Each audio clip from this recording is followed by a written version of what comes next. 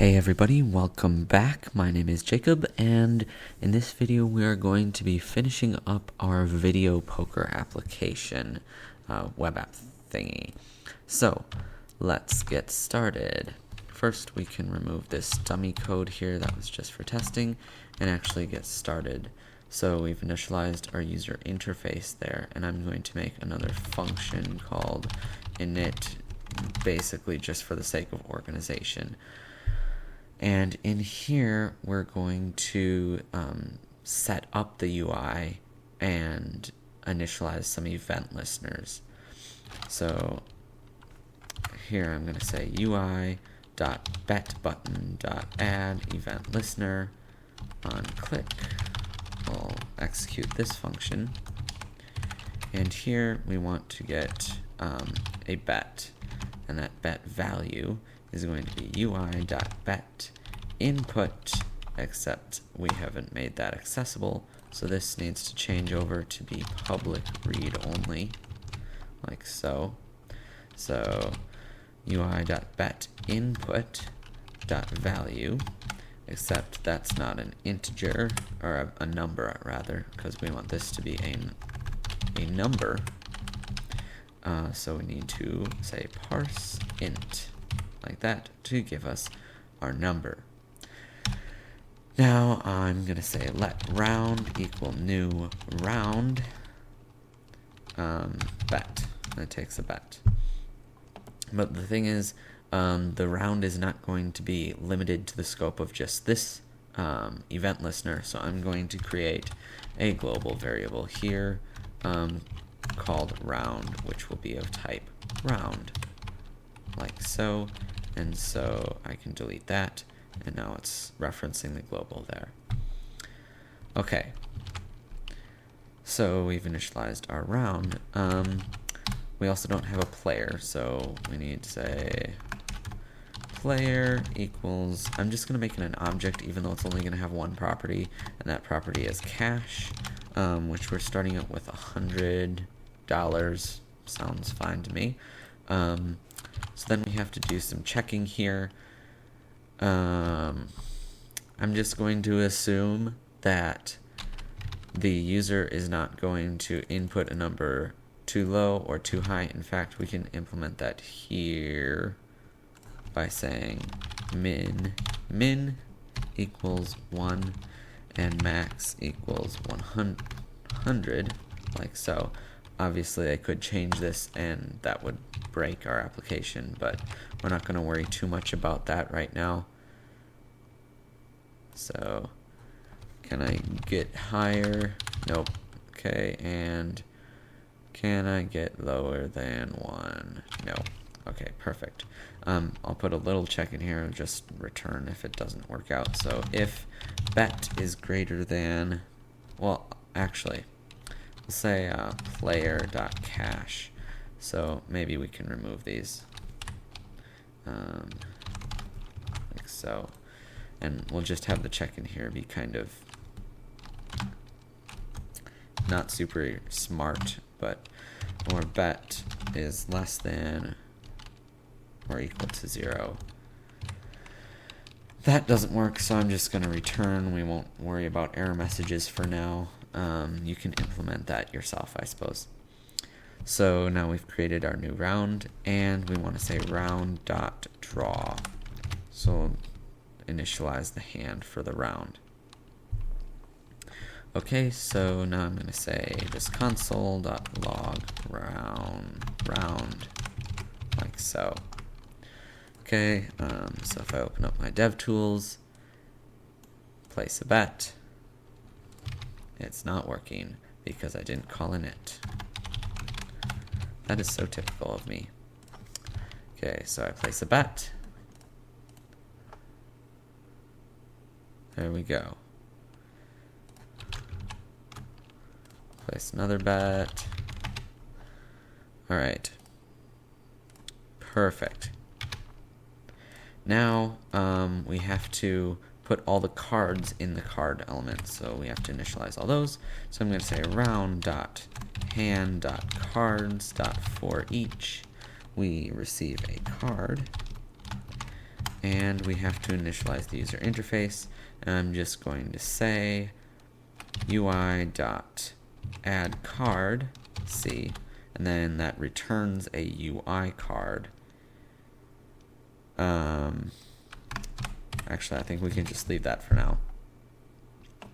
And we need to go over to UI card and add an event listener on each of these. So we'll say, I'll actually add it below here. This will be for when you click it, it'll toggle whether it's in the discarded state. So this.element.add event listener on click. We actually just want to say one of these functions, fat arrow functions, I believe they're called, so that we maintain the context here and we can still use the this object if I can spell it right. So then we'll say this dot discarded equals not this dot discarded. And I'm actually going to add one more property here, say public disabled, which is also a Boolean. And when it's disabled, we just won't be able to click it. If not this dot disabled, then we can do this. And this by default will be false. Okay. So that works. Well, that will work, hopefully. So now we're adding all of our cards. We'll see if we can get that to function. There, look, we have cards, and if I click on them, it toggles their state of discardedness. All right, next step, onto the play button. So I can delete this, I suppose. UI.play button.add event listener on click. We'll have this function. And when that happens, we need to evaluate which of these cards has been discarded or has been toggled to a state where it will now be discarded, and then replace all those cards, calculate their score, and display it. So before we get into this, I'm going to, add an element, a P with a class of MSG for message. And I'm going to add a quick little function down here, function message, and that'll take a string, message string, like so, I guess, or just str. str stands for string. And I'm going to add the message element here to our UI class, public read only. MSG is an HTML paragraph element, like so. And if I change this to MSG, then that will be a HTML paragraph element, and MSG like so. Oops. Okay. So now I can say UI.msg.inner HTML say plus equals string. So we'll have a history, and then function clear MSG to clear the messages. I should probably add return types to these just to be completely clear. And we'll say if I can type, UI.msg.inner HTML equals emptiness. And yes, I know there are faster ways to remove all of the elements, but that's just fast and it's easy to understand. We don't need to spend too much time on it. So after we click the button, I suppose we could post a message. We'll say now click on the cards you wish to discard. Okay, and then at the end here we'll say well, that'll be the score and everything. So we have to say round.hand.cards.for each. We're going to loop through all of these because we get a card and evaluate the UI card that we get from the user interface. So UI.cards.get card.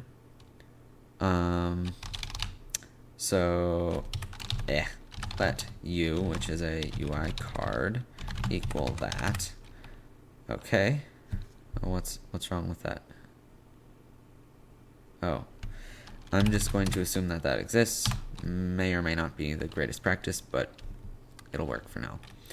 So we have our UI card. Now, if u.disabled, not disabled, discarded, then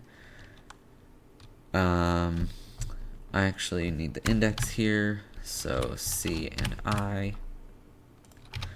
So round.hand.cards I equals, we'll make a new card, let new card equal round.deck.draw, and unfortunately that is not public as of yet, so I have to change this to a public read only, like so we can access our deck there. Now that it works fine, so new card there, and UI.replace card, new card, and the old card is C, like so. Alright, now we've replaced everything. Let's check if that works. So I'll place a bet. Alright, click on the cards you wish to discard. I wish to discard all of the high cards, because why not? And there, I believe it replaced them. Oh, whoops. Okay, so there's a bug. Well, I guess we just really haven't implemented it yet. But that is in progress. Oh, by the way, I should add line breaks to these, like so. Line breaks to our messages. Perfect.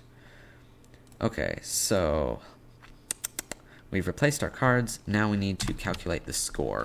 Let score equals round.hand.get score. Okay. That looks good for now. And MSG, we'll just say winnings is whatever, so I suppose I should define another variable for that. We'll say payout equals score dot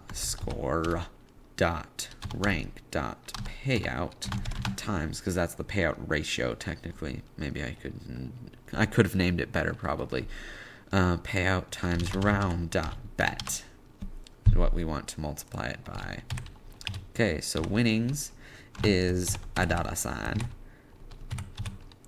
plus payout plus, and we'll add a line break.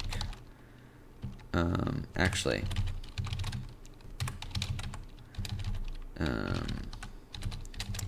I will put this beforehand. We'll say br.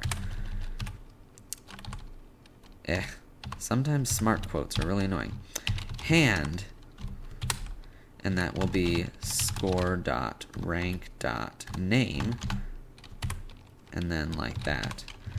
And of course we have to give the player their money, so I'll say player.cash plus equals payout, and we should probably subtract from the player cash up here. So we'll say player.cash minus equals bet. And we should probably update the display too, so UI.cash update.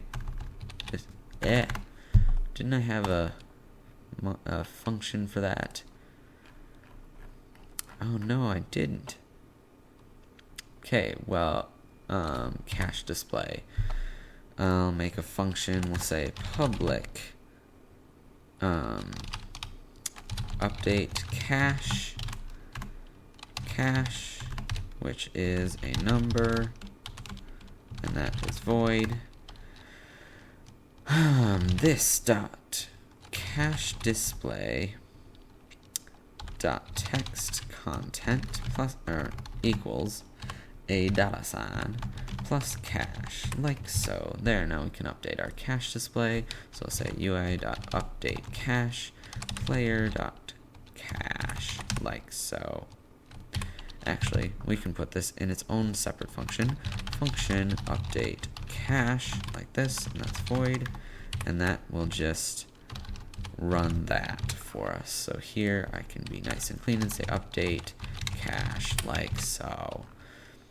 And then do the same thing here, update cache, nice. Okay, let's see if this works. 5, I'll discard this 9. There we go, and I got nothing. So I'll try, don't have any reset capability implemented yet, so I'll just have to play until I actually score something. So I have a pair, it looks like maybe I can get 2 pair. Nah. Okay. Queen, king. I still get nothing. This is why gambling is bad, people. Just give me something to show that this actually works.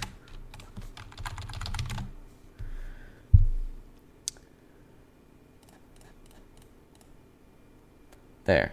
So I got jacks or better. I bet $5 because I got a pair of queens here. And then, so I get $5 back, which in this case is no net gain, but whatever. Okay, so that at least works, we know. Now, the problem I ran into is I don't have any reset functionality. So I'm going to add a button. Say button.reset button, like so, reset, like that. And we'll ignore the styling for now. We'll just ignore it completely, I guess. Ignore styling. And that'll be reset button, like so. Reset button and reset, like so. Awesome. Now we have a reset button that we can work with. So UI.reset button.add event listener on click. We'll execute this function. And I'm going to create a function here called reset, because we'll also call this as soon as we initialize. So reset, like so.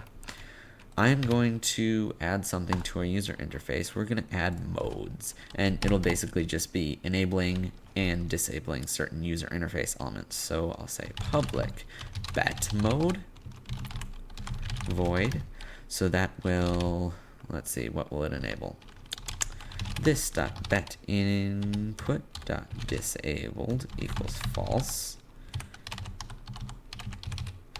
And bet button, play button, and reset button, except both of these are true, disabled. Okay. We also want a play mode, okay, in which case those two are disabled and this one is not. And then public game over mode, in which case all of these will be disabled except for the reset button. So save that. Now we have modes implemented. Whoops. Modes implemented. So here I'm going to say UI.bet mode, like so, and UI.clear cards and clear message. That should be good for now. So on reset, we'll just call reset, I guess. And now that we have modes, let's add some mode functionality in here. So I'm going to say UI.playMode, and here UI.reset. Oh no, game over mode is what I called it. Okay, so I'll refresh. We will add a bet, And, okay. Play. I get nothing. Shucks, nothing. But here's something interesting. I can still enable and disable these cards. And after looking into it a bit, I decided that we don't need the memory, the sort of memory management that a weak map gives us. So we can actually make this just a map. And I'm doing this because we can iterate through maps, so that makes it pretty easy for what I'm about to do. And that is public disable cards. We'll say this dot cards dot for each. We get a card, a UI card to be precise, and then c dot disabled equals true. So this is why I had to change it to a map, is because we don't have for each. Wait, did I do this right? That's a UI. Okay, that's correct. That's a UI card. We don't get for each in the weak maps because of their memory, how they work with memory and being weak and all that. But we don't. I looked into the docs a bit more, and we don't actually need that functionality, so the map is just fine in this case. And it's nice because then we can do this without too much hassle. Enable cards, and disabled equals false. So as soon as you click the play button, we will say UI.disable cards, like so. And then on reset, well, technically we don't have any cards, but might as well just call it just for the sake of, I don't know, calling it, because I don't want to make a method that we're not going to use. It's kind of pointless, but whatever. Okay, $7. And, oh, I'm so bad at poker anyways, I don't even know what to do. Oh, hey, look, I got jacks or better. So there we go. And now these are disabled so they don't react to your clicks. And now if I press reset, and I bet again, and it all works wonderfully. Now there is one feature, at least one feature, I think just one feature, left that we have to implement, and that is scoring cards. That's why we went through that big ordeal back in, oh boy, was it the second video, to implement this scoring cards. Oh, where is it? Scoring cards. Right. Like we would return scoring cards, the cards that scored in this hand, so that we could enable, so that we could work with this feature where we would highlight the cards that actually scored for us. So if I can come up with an example here before too long. Okay, good. Look, I got some aces. So then it would highlight these two cards, actually, two pair. It'd highlight the fives and the aces in green. So that feature won't be too difficult to implement. It'll just be once we click the play button. So I'll say I'll say scoring cards for each of those. We get a card. Okay. And I want to say UI.cards.get the UI card that goes along with this I have to tell them that it's not null.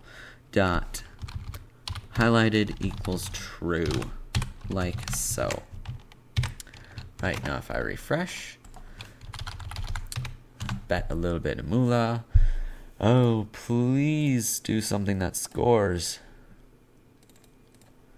Oh. There.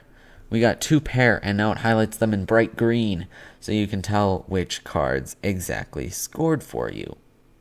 And look, we got $16, and we actually made a little bit of money, so that would probably be a good time to stop gambling, aka now. Anyways, guys, we didn't spend too much time styling this app, as is pretty obvious, but it was a lot of fun on the stuff that's going on behind the scenes. I almost want to say back end, but it's not server side. Whatever. That was a lot of fun. I hope you enjoyed making this app as much as I did. Yeah. My name is Jacob. Don't forget to like, share, and subscribe. That's what all the big YouTubers say, right? Well, thanks so much for watching, and have a good one.